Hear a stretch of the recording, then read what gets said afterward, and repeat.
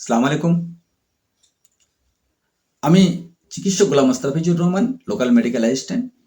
YouTube channel health BD, Facebook page health BD এর পক্ষ থেকে যারা আজকে আমার ভিডিও দেখছেন সবাইকে জানাই হৃদয় রিংনাম্ন অভিনন্দন ও শুভেচ্ছা।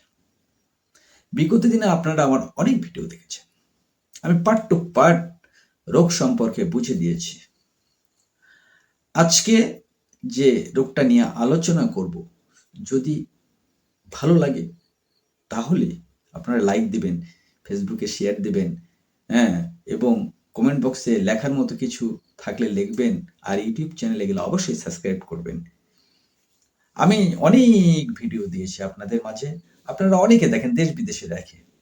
আমি আপনাদের সবার কাছে খুবই ছোট, আপনারা সবই বুঝেন, সবই জানেন। হ্যাঁ, আপনারা অবশ্যই কমেন্ট করবেন। ভুল ত্রুটি ধরলে আমার ভিডিওগুলো আরও মাপ মতো হবে, ভালো হবে। আজকে আমি আলোচনা করব যে কোষ্ঠকাঠিন্য মানে কষা পায়খানা। অনেকে আসে আমাদের কাছে জিজ্ঞেস করে, বা অনেক চিকিৎসকের কাছে জিজ্ঞেস করে যে আমার পায়খানা খুব কষা হয়, 2 দিন 3 দিন 1 দিন 5 দিন পর পায়খানা হয় এবং এতে খুব কষ্ট পাই।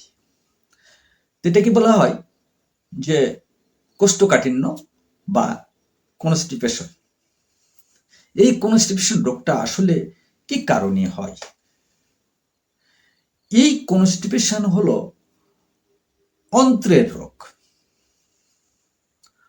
অন্ত্রের ক্রিয়াতে ব্যাঘাত ঘটলে বা যকৃতের ক্রিয়া হ্রাস হলে বা কমে গেলে, উপযুক্ত খাদ্যদ্রব্যর অভাব হলে, অনেক সময় দীর্ঘদিন ধরে আমাশয়ে ভুগলে, দুঃখ, মানসিক চিন্তা, নেশা করা, আন্ত্রিক অবরোধ বা ইন্টেস্টাইনাল অবস্ট্রাকশন দেখা যায়, অন্তঃসত্ত্বা বা সন্তান না হওয়া, এগুলোই হলো তার আসলেই কারণ।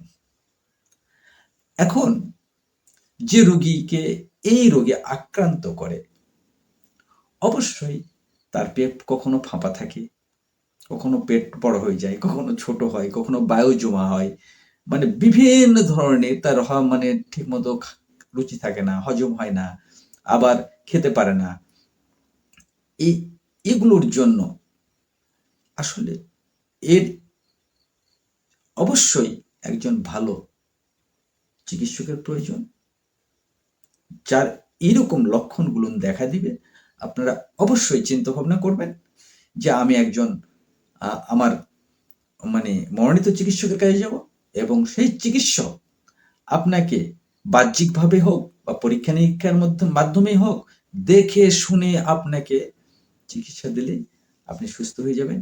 এই আশাবাদ ব্যক্ত রেখে আগামী দিনে ভিডিও দেখার সুবার্তা দিয়ে আপনারা ভালো থাকুন, সুস্থ থাকুন। আগামী দিন নতুন ভিডিও নিয়ে যেন আপনাদের সামনে হাজির হতে পারি, আশাবাদ ব্যক্ত রেখে এখানেই শেষ করলাম। আল্লাহ আপনাদের হায়াত দারাজ করুক এবং আগামী ভিডিওগুলো যেন আপনারা দেখতে পারেন। আসসালামু আলাইকুম, আল্লাহ হাফেজ।